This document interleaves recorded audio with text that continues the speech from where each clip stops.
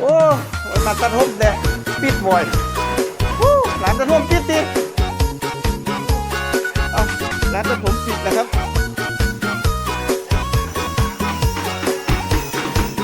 เอาที่ไหนได้โอ้พายุซัดครับนู่น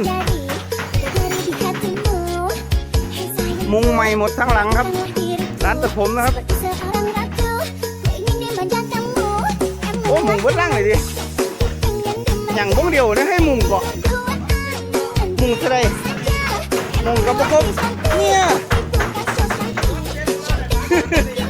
นะครับหลังคามุงหมดนะครับเหลือแต่กันศาสตร์นี่ไม่ได้มุง